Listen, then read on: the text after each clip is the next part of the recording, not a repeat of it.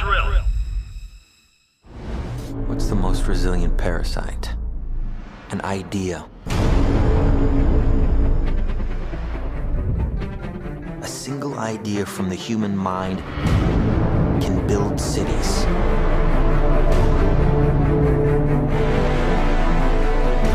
An idea can transform the world and rewrite all the rules. Which is why I have to steal it. He's hiding something, and we need to find out what that is. We gotta break out of here. Give him the kick!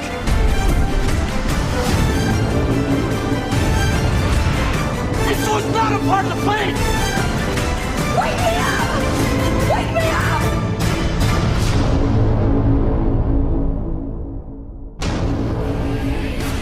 I know we have still not shattered that highest and hardest glass ceiling, but someday someone will, and hopefully sooner than we might think.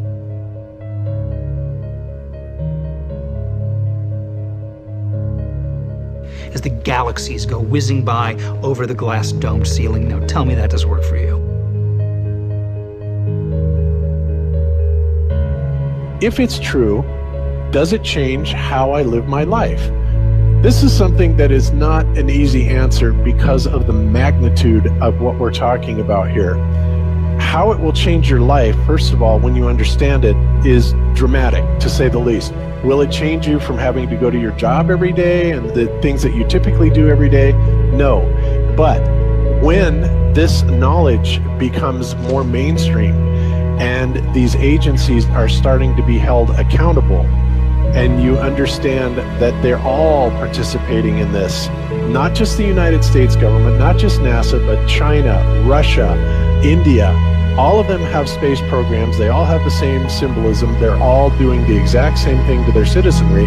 And the first thing you have to understand about this is that the deception goes all the way to the top. And when I say all the way to the top, you have to kind of get rid of the notion that the people at the very highest levels are working together.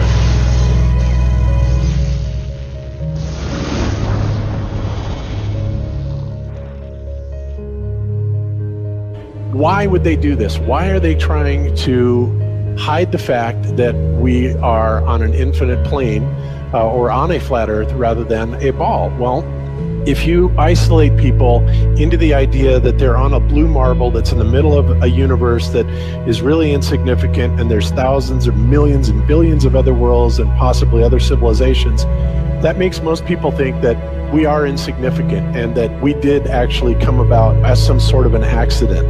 Now, when people believe that, their minds are much more malleable into being given the idea that there is no God, there is no creator. And because of that, that also gives the controllers this fertile soil to build other deceptions on.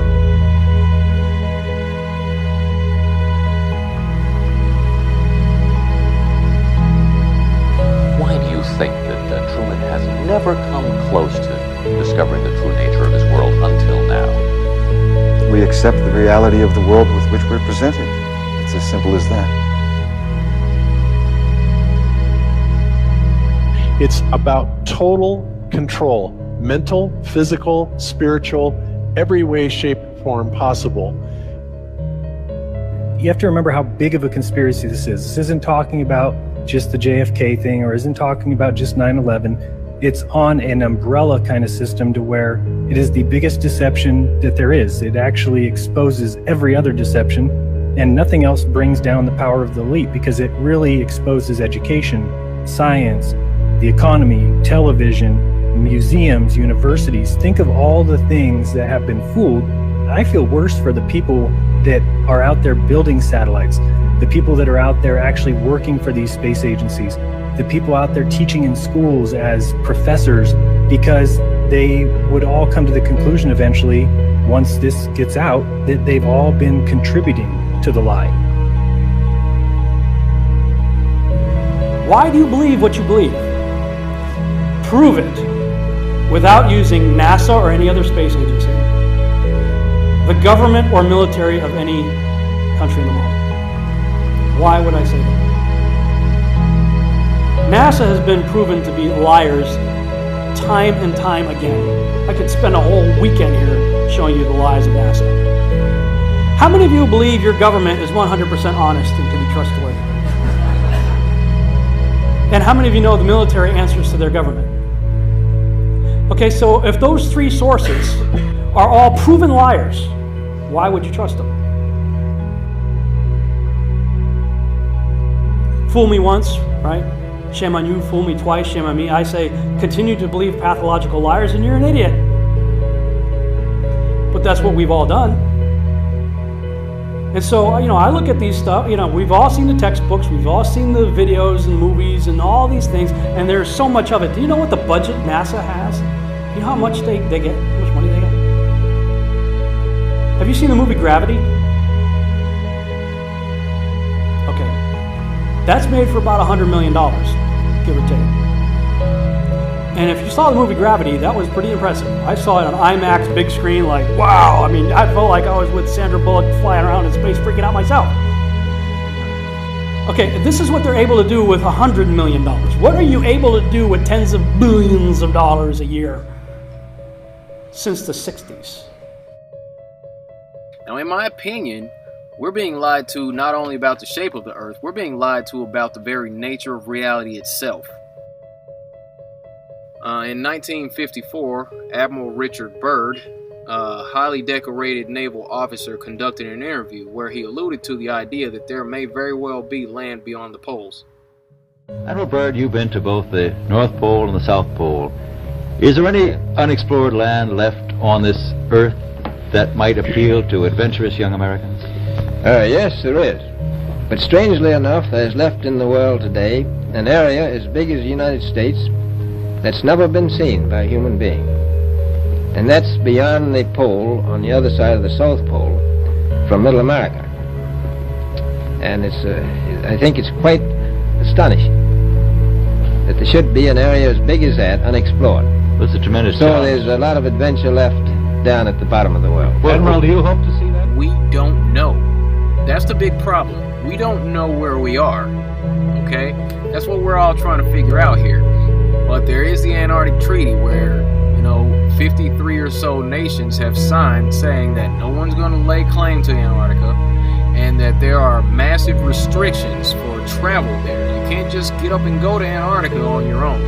You have to have a tour guide with you, and there are only certain entry points, and there are limits on where you can go search. Personally, I think the unconquered South face is the only one worth scaling. It's a 20,000-foot sheer wall of ice, but that's never stopped me before.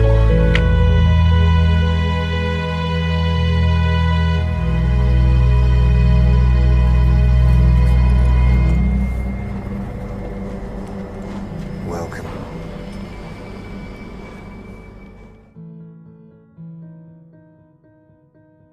No, I just want to stand on top of the wall and piss off the edge of the world.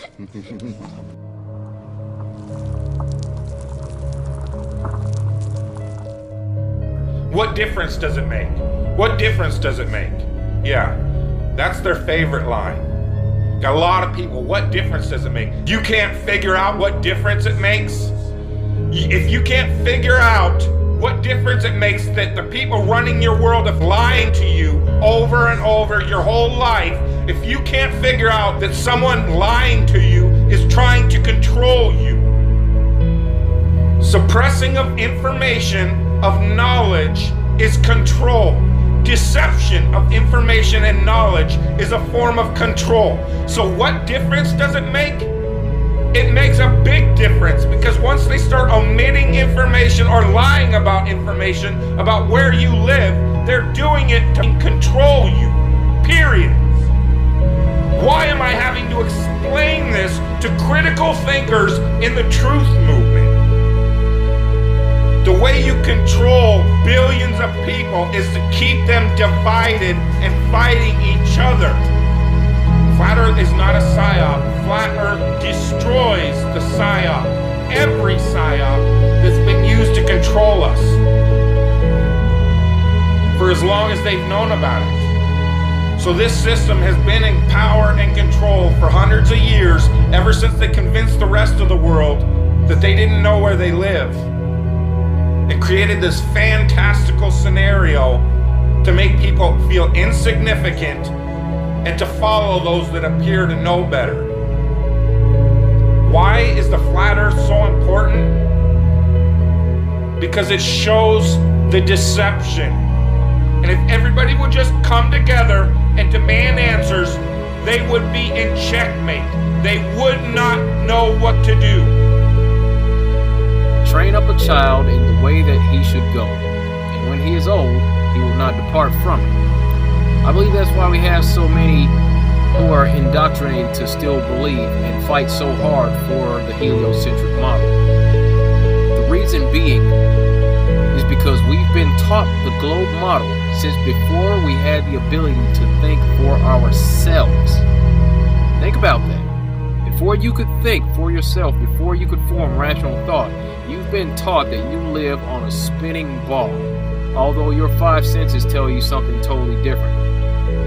Our senses tell us that the earth is flat and stationary, that the sun and moon and the stars rotate above us just as we see, that they make their annual cycles in such a way that we can calculate days, months, and years of the passage of time, just like in Scripture.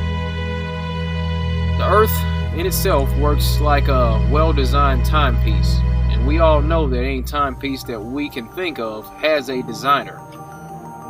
What if the lie is to hide the existence of that designer? What if they're lying to us about this because they're hiding God?